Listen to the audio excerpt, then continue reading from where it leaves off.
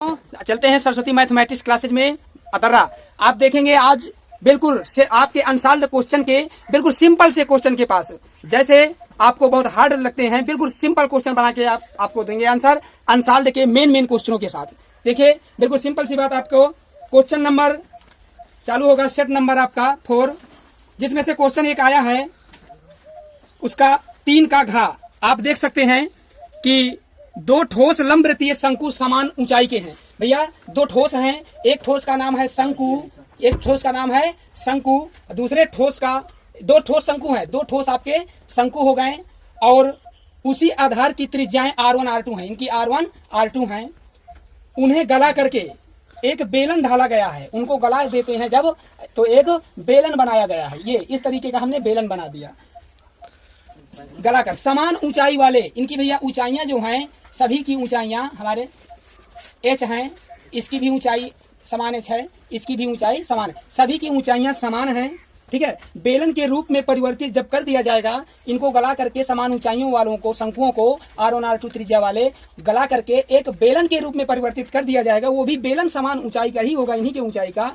तो सिद्ध करिए, सिद्ध करना है हमें R1 square plus R2 square बटे में 3, इतना हमें सिद्ध करना है। चलिए हम सिद्ध करते हैं।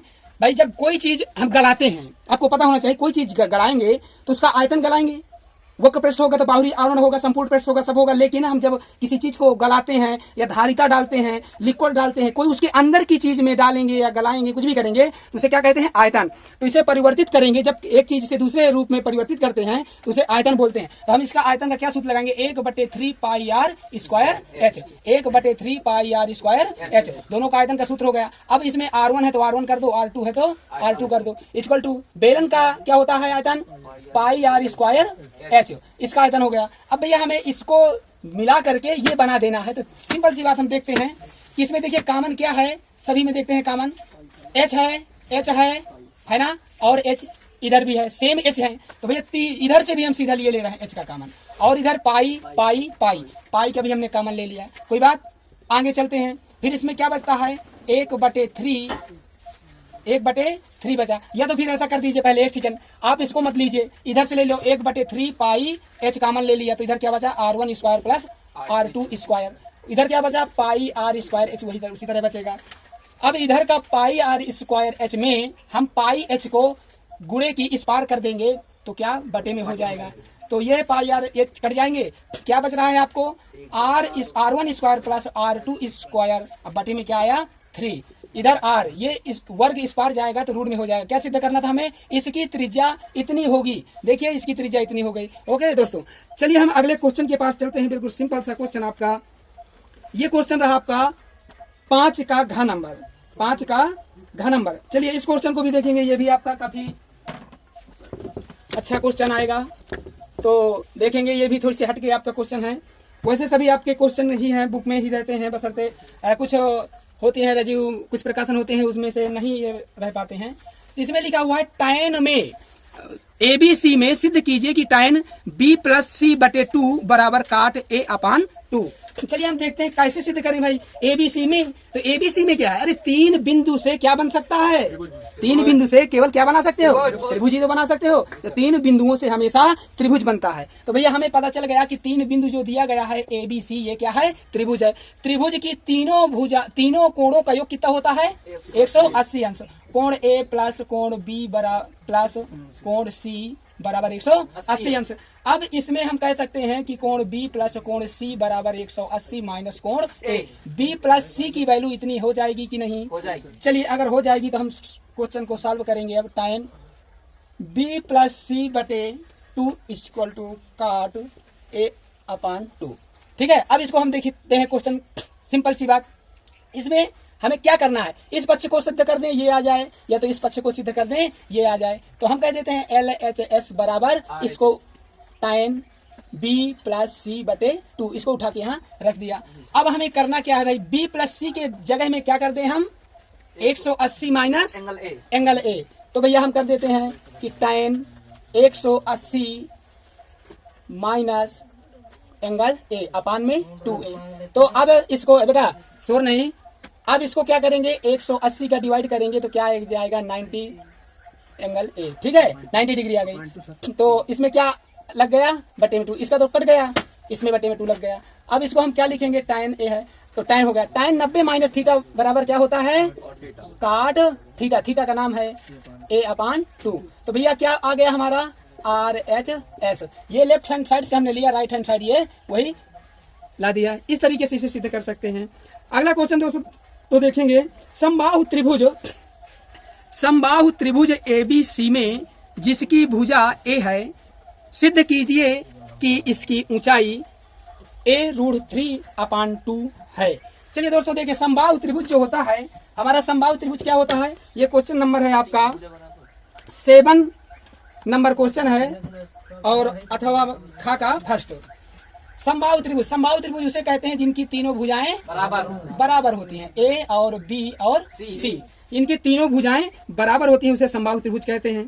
तो सिद्ध करना है क्या, हमें कोई भुजा, इसकी भुजा ले लीजिए, A है और A है ना। ऊंचाई सिद्ध करना है, क्या सिद्ध करना है, बड़ी भाई क्वेश्चन है, इसमें ऊंचाई का तो पता ही नहीं है ना। लेकिन हाँ, एक बात हमें याद होनी चाहिए, किसी भी त्रिभुज में ऊंचाई डालने से पहले उसके रूल होते हैं। तो हम समबाहु त्रिभुज में जब कभी ऊंचाई डालेंगे तो उस आधार समद्विभाजित हो जाएगा। तो किसी भी त्रिभुज में किसी शीर्ष से हम लंब डालते हैं तो वो जिस भुजा में लंब डालेंगे उस त्रिभुज को क्या कर देंगे, समद्विभाजित हो जाएंगे। तो ये ए भुजा जो थी ये हमारी किस में बदल गई, a/2 तो ये हमारा क्या बच गया, ऊंचाई। अब हमें इसे सिद्ध करना है, ऊंचाई a√3/2 होना चाहिए। तो चलो सिद्ध करते हैं। भैया जब 90 अंश का कोण बनता है लंब डालने में, तो उस त्रिभुज को केवल हम कह सकते हैं सम त्रिभुज। असम त्रिभुज में लगा ही क्या सकते हैं, पाइथागोरस, है ना। तो चलिए पाइथागोरस प्रमेय के पास चलते हैं, इसका नाम रखा दिया डी। तो ABD त्रिभुज में पाइथा, है ना, गोरियस प्रमेय से। तो चलिए सिंपल सी बात चलते हैं, ये हमारा 90 अंश के सामने वाली भुजा क्या हो जाती है, कर्ण। कर्ण को कह देंगे a²। ये क्या हो गया हमारा लंब, लंब को कह देते हैं h²। फिर आधार क्या हो गया, BD का नाम क्या है, a/2 का स्क्वायर। तो अब दोस्तों चलेंगे a² = h² प्लस a का वर्ग हो जाएगा, 2 का वर्ग, 2 2 4, ये हो गया। अब इसको हम इस पार पक्षांतर कर देते हैं, a², ये प्लस की संख्या इस पार आएगी तो माइनस की हो जाएगी, ठीक है। इसमें 1 लगा देते हैं। तिरछी मिर्ची करो लड़ाई हर आपस में तो 4 एकन्नम हो जाएगा 4a², और इसका क्या हो जाएगा a², इसका गुणा हो गया। अब 4 एकन्नम 4। अब भैया क्या करेंगे, हम देखते हैं इसमें क्या बचा हमारा h²। 4a² में a² चला गया तो 3a² बच गया, बटे में 4 है h। ये स्क्वायर इस पार आएगा तो रूट में लग जाएगा। a² रूट को तो काट देगा लेकिन 3 को नहीं काटेगा। 4 हमारा रूट से निकल आएगा क्या, 2 बन करके। तो इसमें तो रूट लगा ही रहेगा, a में भी नहीं लगेगा और 2 में भी नहीं लगेगा। ये हमारी हो गई ऊंचाई, ठीक है। तो अब इसी प्रकार से दोस्तों आपको किसी ऐसे क्वेश्चनों को, जैसे कोई एक क्वेश्चन आ जाता है, कई बार कह देते हैं बच्चे की सर जी इसमें थोड़ी सी हमें तकलीफ आ जाती है, जैसे रूढ़ की कोई संख्याएं होती हैं, अरे भाई अपरिमेय और परिमेय हम कैसे सिद्ध करें।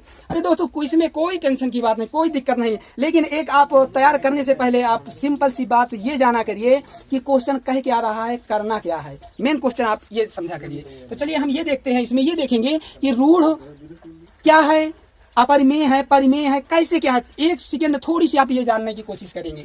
जैसे क्वेश्चन ने कह दिया कि सिद्ध करिए कि रूढ़ 2 या हो या 3 हो, कुछ भी हो, अपरिमेय संख्या है। क्या है, अपरिमेय संख्या है। दोस्तों ये रूढ़ 2 एक अपरिमेय संख्या है, सिद्ध करिए। एक सेकंड के लिए मेरा एक एग्जाम्पल तैयार करिएगा, ध्यान दीजिएगा, समझिएगा। वादा करता हूं कि आपको कभी ये भूलेगा नहीं, कभी नहीं। छोटी सी बात करता हूं, मान लीजिए कि ये कौन है, हम कह सकते हैं कि ये हमारा एक चोर है। क्या है ये, इसको हमने कह दिया चोर है, जबकि ये चोर नहीं है। ध्यान देना बोर्ड पेपर में, जब आपको भूलने लगे ये क्वेश्चन तो आप कभी डरना नहीं। यही एग्जाम्पल में हमारा थोड़ी सी ध्यान दीजिएगा। इसको हम कह दिए कि ये कौन है, ये चोर है। इसको कह दिया सिद्ध करिए कि चोर है। जब इसको सामने जाएंगे, क्या ये वाकई में चोर है, यार पहले हम जानकारी तो करें कि ये चोर है कि नहीं है। उसने कह दिया कि सिद्ध करिए ये चोर है, किसी ने हमारे ऊपर FIR कर दिया है या हम ही को इसका समाधान करना है, कह दिया कि सर जी ये चोर है। तो ये चोर है नहीं, हम अभी नहीं मानेंगे, इसको सिद्ध करेंगे, पूछेंगे, समझेंगे इससे। यदि चोर होगा तो हम बताएंगे और नहीं होगा तो क्या बताएंगे। इसको इसकी भावनाओं को आकर्षित करना होगा, इसको इधर उधर से पूछना पड़ेगा, तभी हम सिद्ध कर पाएंगे ना ये चोर है। तो इसमें क्वेश्चन में क्या होगा, इससे हमें डायरेक्ट चोर हम साबित नहीं करेंगे, इसको सबसे पहले एक नेक इंसान मान करके सामने लाएंगे। चोर होगा तो हम अपने सामने कह लाएंगे, भगाना देंगे उसे, चोर हो तुम जाओ, इतना पनिशमेंट आपको है। तो उसको इंसानियत के रूप में सामने लाएंगे, फिर उससे पूछेंगे, समझेंगे, जानेंगे। तो इसको आप चोर नहीं अभी कहेंगे, इसको आप अपरिमेय संख्या नहीं अभी कहेंगे, इसको क्या कहेंगे, एक अच्छा इंसान कहेंगे। अब अच्छा इंसान के सामने और एक चोर के सामने दोनों का वार्तालाप करेंगे, यदि दोनों तरीके से सिद्ध हो जाए तो वो चोर है, अन्यथा चोर नहीं है। चलिए इसी तरीके से ये अपरिमेय है, तो इसका उल्टा हम मानते हैं, माना कि यह एक क्या है, परिमेय है। क्या है ये, परिमेय। अब ये परिमेय है, तो भाई परिमेय है तो परिमेय का आपको रूल पता ही होगा। परिमेय कहते क्या है उसे, मान लीजिए कोई बटे में संख्या हो, अंश हो और हर हो, उसे कहते हैं परिमेय।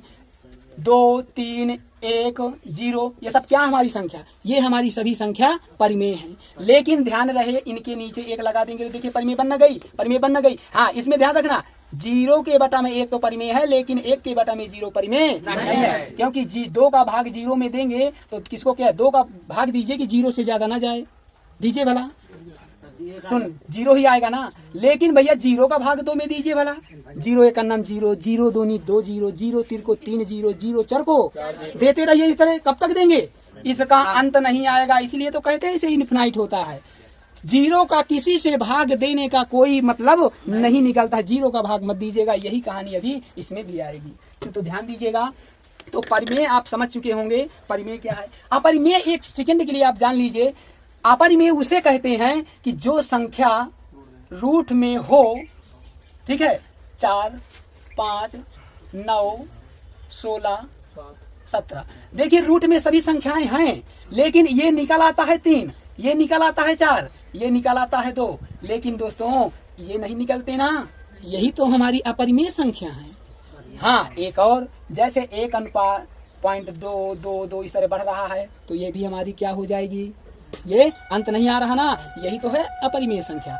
यदि बार बार पुनरावृत्ति हो रही है उसी संख्या की, यदि पलट रही है, यदि मान लीजिए ऐसे 2, 3, 2, 4 बार बार अलग अलग हो रही है, मतलब इसका अंत ना आए, उसे तो हम परिमेय अपरिमेय कह देंगे। इस संख्याओं को हम परिमेय नहीं कहेंगे, ठीक है। इतना बात ध्यान रखिएगा कि ये कौन सी संख्या बार बार आ रही है, कौन सी संख्या नहीं आ रही, कौन सी संख्या पुनरावृत्ति कर रही है। तो ये अब हम इसको देखेंगे कि रूट 2 परिमेय संख्या है, तो रूट 2 को हम लिखेंगे a/b। अब ये हमारी परिमेय बन गई। अब इसको करना क्या है, यहाँ पर आप छोटी सी कहानी लिख दीजिए, बहुत ढेर सारा शब्द नहीं लिखिएगा। कह दीजिएगा कि जहाँ a और b सह अभाज्य हैं, क्या है, अभाज्य संख्या हम कह सकते हैं, और इसके आगे कह सकते हो कि b बराबर 0 नहीं होना चाहिए। यदि 0 हो जाएगा तो उसका कोई अंत ही नहीं होगा, ठीक है। तो ये हमारी सह अभाज्य संख्या है। क्या है, सह अभाज्य संख्या है कि क्या है ये। अब इसके बाद हम दोनों पक्षों में क्या कर देते हैं भैया, वर्ग। दोनों पक्षों में हम इन्हें वर्ग कर देते हैं। तो वर्ग करेंगे तो देखिए क्या होगा, ये क्या हो जाएगा, कैंसिल। तो यहाँ पर आ जाएगा a² कर दिए, गुणा करेंगे तो a² बराबर 2b² हो जाएगा। यहाँ पर आप इतना कह दीजिएगा कि ये जो 2 है किसको काट रही है, 2 a² को विभाजित कर रही है, विभाजित करती है। a2 जो है, देखिए ये 2 इसके बटे में नहीं चली जाएगी, तो a² को विभाजित कर रही है ना, काट रही है ना। तो भैया यदि इसको ये काट रही है तो 2 a को भी काटेगी, किसको, a को भी विभाजित करेगी ना। तो हम यहाँ पर इसको क्या कह देते हैं, a² बराबर 2b² को पहला समीकरण बना देते हैं। अब इसके बाद हम देखते हैं कि यार a को 2 तो a को काटती है, लेकिन b को कौन काटेगी। ये तो चोर हो गया, लेकिन एक बार ये तो समझ लें कि भला चोर तो साबित हो गया, लेकिन जो कहा उसने कह दिया, लेकिन इससे भी पूछ लें कि तू चोर है कि नहीं। ये तो साबित हो गया, लेकिन ये भी चोर है। चलिए देखते हैं। हमने पुनः माना कि a बराबर 2c। भैया 2 80 क्यों लेते हैं, क्योंकि 2 ही हमें साबित करेगी, 3 नहीं ले पाएंगे। एक ही जगह में क्या करेंगे भैया, रखने पर एक ही जगह में 2c रखे भाई, उसकी बराबरी का ही आएगा तभी काम होगा। ज्यादा बड़ा होगा तो पैसा में बिक जाएगा, छोटा होगा तो वो खरीद लेगा, छोटा होगा तो बिक जाएगा। बराबरी वाले को लाइएगा तभी ये समाधान करेंगे। तो a बराबर 2c जब हम रखते हैं तो a की जगह में क्या रखते हैं भैया, 2c का स्क्वायर बराबर 2b का स्क्वायर। तो इसका क्या 2 दूनाई 4c स्क्वायर। इधर क्या हो जाएगा, इधर 2b स्क्वायर था ना, अच्छा इसका मान रख दिया। अब इधर क्या है 2b स्क्वायर। अब भैया इसमें क्या कॉमन है, 2 का कॉमन ले लेते हैं, इसमें क्या बचेगा 2c स्क्वायर बराबर b स्क्वायर। अब भैया ये बताइए इसको हम क्या कहेंगे, b स्क्वायर बराबर 2c स्क्वायर कहेंगे ना। यहाँ पर आप कहेंगे ये जो 2 है इस पार आ रहा है ना, देखिए आ रहा है ना, b को 2 विभाजित कर रहा है b स्क्वायर को। तो भैया यहाँ पर हम लिख देंगे कि b स्क्वायर को 2 विभाजित कर रहा है। क्या कर रहा है, इसलिए b को भी 2 विभाजित करेगा ना। तो जब 2 इसको भी विभाजित करेगा तो हम कहेंगे पहला तथा दूसरा समीकरण से, मतलब ये समीकरण और ये दूसरा समीकरण, इनको उठाते देखते हैं। यहाँ पर a स्क्वायर बराबर 2b स्क्वायर, यहाँ पर है b स्क्वायर बराबर 2c स्क्वायर। अब भैया ये बताओ a और b में सह अभाज्य में कोई संख्या विभाजित हो रही थी, इसका कॉमन निकल रहा था। क्या निकल रहा था, कुछ नहीं था ना, एक ही था ना, इसके एक के अलावा कुछ था क्या। तो यहाँ पर क्या है a और b का मासा HCF हो बराबर, देखिए 2 कॉमन में आ रहा है, ये क्या निकला, मासा निकला ना। अब इसको ये बताइए a और b बराबर क्या है, √2 है। क्या है, √2 मान लो, कुछ भी संख्या मान लीजिए, बटे में 1 ले लीजिए इन्हीं के। तो यह बताइए इसमें क्या मासा निकल रहा था, इनमें कोई संख्या मिल रही है, 1 है। तो बताओ यहाँ पर भैया 1 है, यहाँ पर 2 है। तो ये बताइए लड़ाई नहीं हो रही, ये कह रहा है चोर है, ये कह रहा है चोर नहीं हूँ, है ना। तो बताइए इसमें क्या हो रहा है, लड़ाई, विरोधाभास हो रहा है ना। तो समीकरण से सत्य हुआ कि 1 के अतिरिक्त 2 HCF हैं a और b पूर्णांक में, b में, ठीक है, a और b सहभाज्यों में 1 के अतिरिक्त 2 है, जबकि 2 नहीं होने चाहिए। यह क्या है, यह हमारी कल्पना गलत है। क्या है यह हमारी कल्पना गलत है। गलत होने के कारण यह क्या हो गया, विरोध कर रहा है, विरोधाभास हो रहा है। विरोधाभास होने के कारण हम इसे कह सकते हैं कि √2 एक अपरिमेय संख्या है। ठीक, यह एक परिमेय संख्या नहीं है। ओके दोस्तों, इसी तरह क्वेश्चन के साथ हम आपको नेक्स्ट डे में आपको ढेर सारे क्वेश्चन अगले सेट के कराएंगे, जितने भी आपके मोस्ट इंपॉर्टेंट क्वेश्चन होंगे जो किताब में आपके नहीं फंसते हैं, जो किताब से हट के अनसॉल्व्ड में आपके आ गए हैं। इन अनसॉल्व्ड के क्वेश्चनों को बिल्कुल सिंपल तरीके से तैयार कराएंगे। जय हिंद, जय भारत।